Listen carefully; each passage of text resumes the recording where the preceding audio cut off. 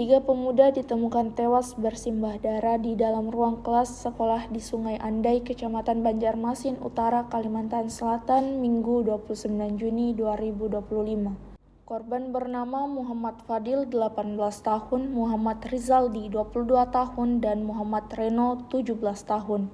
2 diantaranya ditemukan tak bernyawa di tempat, sementara 1 korban lainnya sempat dilarikan ke rumah sakit namun akhirnya meninggal dunia. Ketiganya mengalami luka tusuk akibat senjata tajam.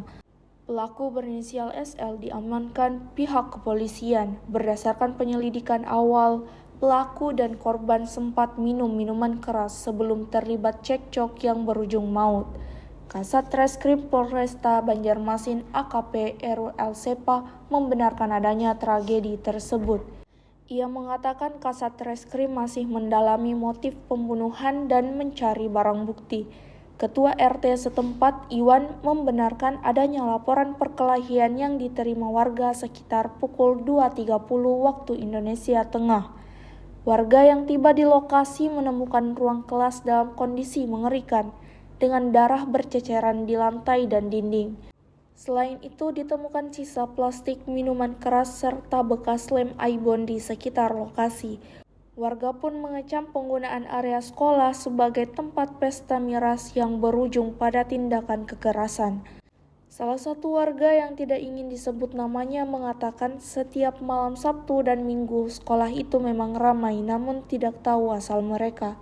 Setelah kejadian tersebut, masyarakat berharap pihak kepolisian dapat meningkatkan patroli malam, terutama di kawasan yang rawan disalahgunakan. Hal itu demi menjaga keamanan lingkungan, khususnya area pendidikan yang seharusnya menjadi tempat belajar.